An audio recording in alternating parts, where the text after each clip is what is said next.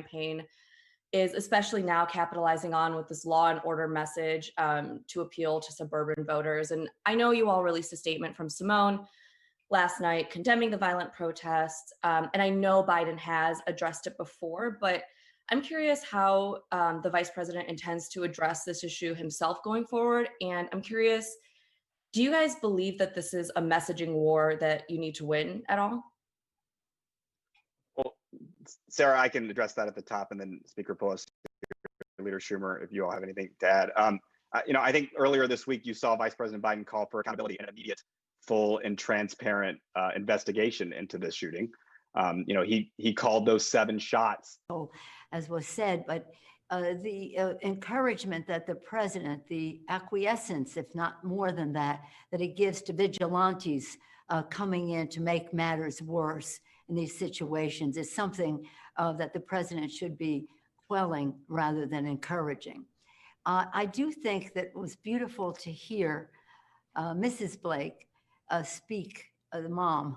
I don't know if you heard her speech, but she said, this isn't what we're about. We're not about riots and destroying a property and the rest. That's not the statement that we want associated with this.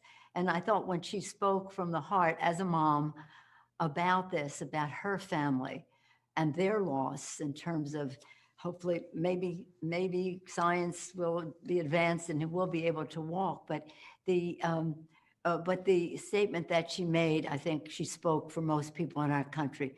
We all respect peaceful demonstrations. We don't want them to be exploited by outside groups, be they vigilantes and the rest, to stir it on. And so I feel that we in our country have enough empathy for those who have lost their lives or their ability to walk or whatever it is, that we want to have everyone be able to speak out on it, but we don't want it to be used for a purpose that is counterproductive. Just want to get back to Tommy's question though for a moment on healthcare.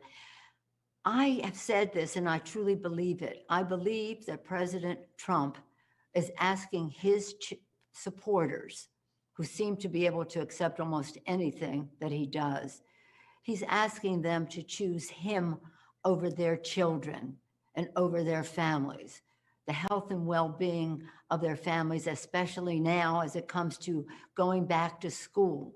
He wants to give the resources largely to the schools that will actually open, as opposed to those who are making their judgments that it's in the safety, the interest of safety of children, not to go down that path. So he's saying to them, it's Donald Trump or your children. Think about it. Mr. Schumer? Just one quick point, because I think TJ and Nancy have done it well, but a broader point.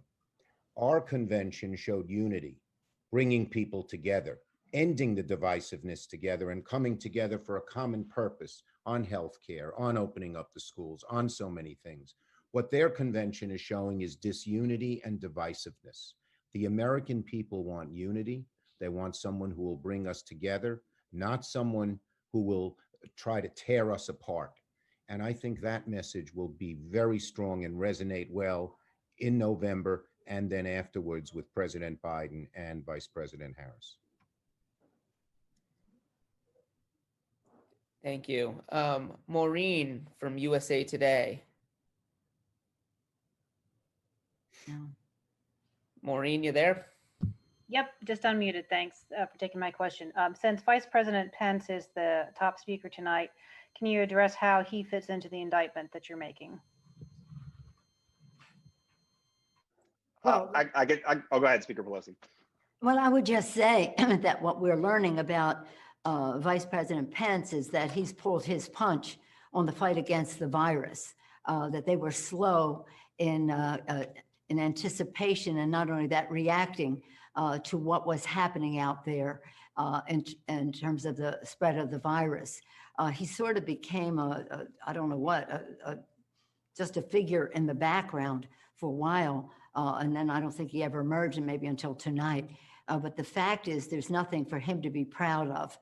in terms of his role in fighting this virus. In fact, there's evidence to support the fact that he was very slow on the draw, pulled his punch when he should have been leading with it. And Just been a total acolyte of President Trump's bad policies, misdeeds, and frankly, lying.